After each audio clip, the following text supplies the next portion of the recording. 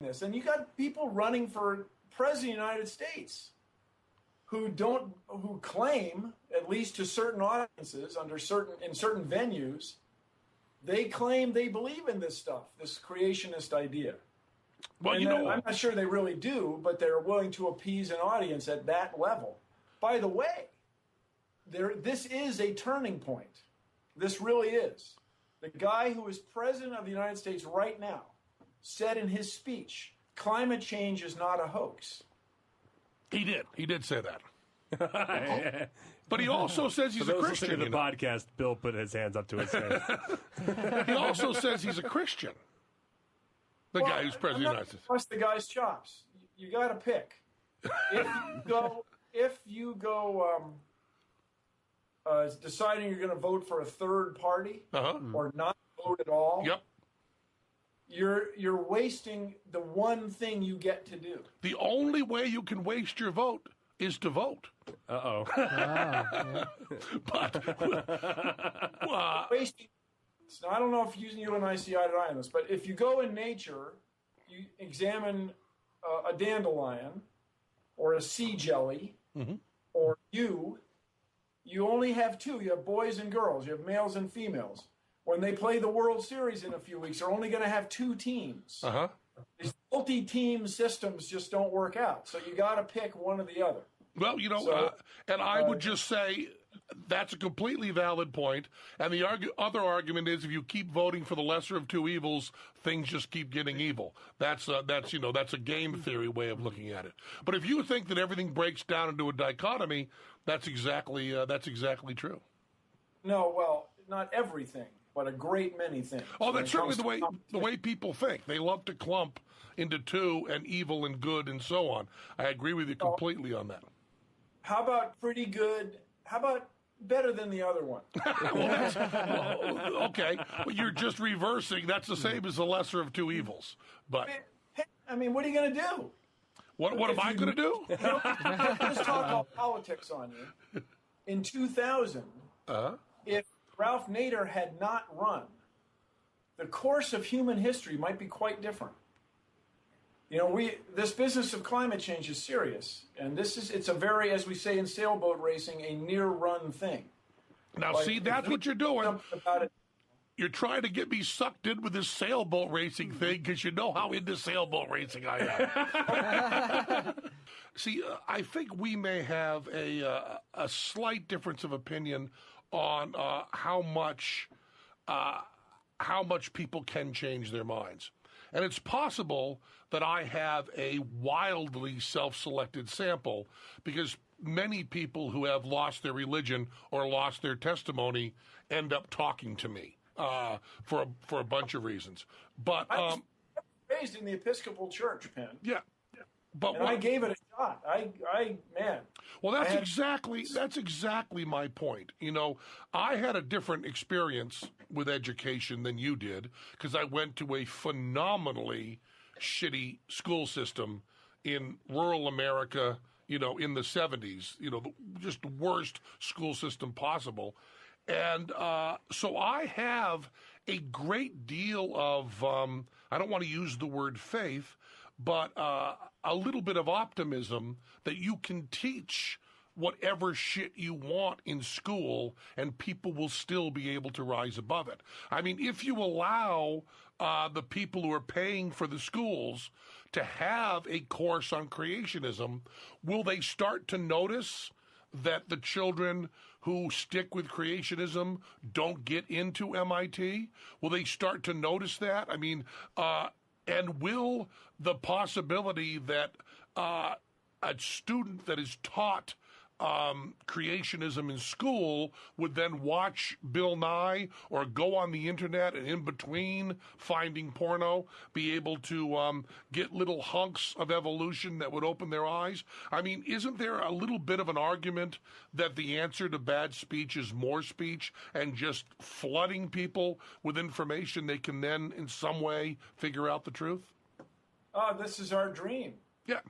This is exactly what you'd hope for. And so I ended up on the other side of it, if I understand this term, as an adult. So I'm very hopeful that everybody This is the greatest thing about the controversy and the greatest thing about the false newspaper article, or whatever you'd call it, journalism, a piece of journalism that was fake, is it's got everybody talking about it. If you really stop and think what somebody's saying when he or she says he's or she is a creationist, you really think there's no such thing as dinosaurs, you really don't believe in radioactivity, you really think the moon is glowing even though you've seen pictures of people walking around. I mean, when you really stop to question, this isn't a moral fiber, a moral character, a moral compass issue. These are facts, observable facts that you can see all around you. You can run tests to verify. I want people to celebrate. So I'm very glad, in its way, that this controversy has bubbled up. It's been actually fascinating the last week and a half. When you go to vote this year, we are at a turning point. I remind you, if you got people who really, it's not clear, who really believe the Earth is 6,000 years old, and they really want that to be part of the curriculum as an alternative to science, that's really not something you want, really, everybody. Yeah, the only disagreement that I have with you at all is that I do believe that truth wins. And I don't believe you have to cheat to make truth win. I believe you can have any information anywhere and truth will win. Yeah, but here's the thing. I say this all the time. This would be fine. It's very fashionable right now, it seems to me, in, for example, the community I meet in Silicon Valley. Mm-hmm. It's very fashionable to say, I'm a libertarian. Mm-hmm. And I am. Okay, that would be fine if everybody started at the same starting line. But I can tell you just my personal experience. I grew up in the city of Washington, D.C., which was, when I was a kid, was still a pretty racist southern town. Mm-hmm. But he does not get a fair start. Mm-hmm. That's how it works. Would but that they did. And so this idea that things will take care of themselves may be true in the centuries-long thing. Mm-hmm. Compare the Roman Empire tradition of slavery with our tradition of minimum wage or what have you. But it's not that clear when you are born very poor of a certain social stratum. It's not that clear that you get an even start. All I would say to you on that is really just 2 points. One is to say fashionable. What's that? School. If you hate kids, you hate schools, you hate everything, you are a miserable everything hater person. You want a good school in your neighborhood because that's the best thing for a neighborhood. Right. What I was going to say, 2 things. Is one, saying that libertarianism is fashionable is, I think, a little bit disrespectful to people who are really thinking really hard and working with their hearts.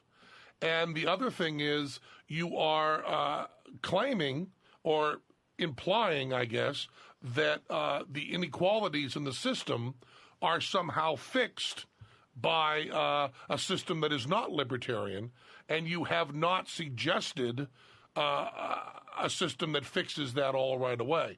And that's all I would disagree on. It's all a factor of time. I mean, Martin Luther King really had to do the work, and we really had to help him, and all this stuff has to move along, and there is no magic bullet. So saying that libertarians don't have the magic bullet and saying that they're just fashionable is ignoring the fact that you also don't have the magic bullet, and that there's also some fashion involved in digging the liberals. I mean, you got Matt Damon. Here's my claim, Penn. Here's my claim. These guys didn't used to be that way. They didn't used to. It's a shift.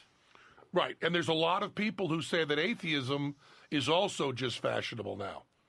And there is something to ideas spreading and ideas coming about that is not just fashion. There's also people who are thinking hard and feeling things. Bring it on. kidding. Bring it on. I mean, convince me, but not right now. I feel as though I kind of have to press on. Pleasure talking to you. Bill Nye, the pissing off the creationist guy.